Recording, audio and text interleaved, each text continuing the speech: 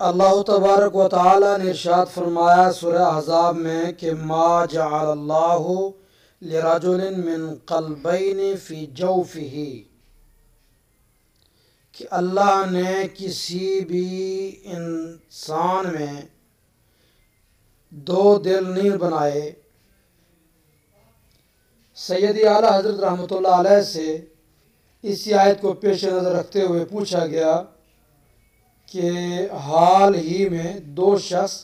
ایسے پائے گئے ہیں جن کے دو دو دل ہیں، اور ڈاکٹروں نے بھی اس کو اپنے طور پر جانچ کیا ہے۔ تو سیدی اعلیٰ حضرت رحمۃ اللہ علیہ نے اس پر اپنا فتویٰ ارشاد فرمایا کہ ڈاکٹروں کا بیان اگر سچا ہو تو اس کی یہی صورت ہوگی کہ بدن میں اضافی گوشت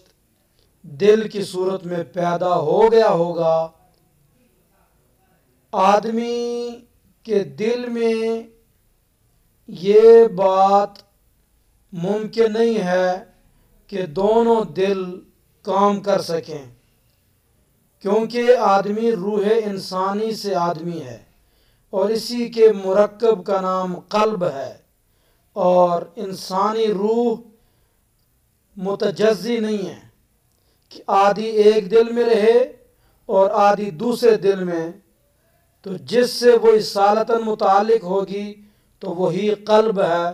دوسرا سلب ہے۔ اور اللہ تعالیٰ نے اپنی مشیت بتا دی کہ ما جعل اللہ لرجل من قلبین فی جوفہ، کہ کسی کے جوف میں نے دو دل نہ رکھے۔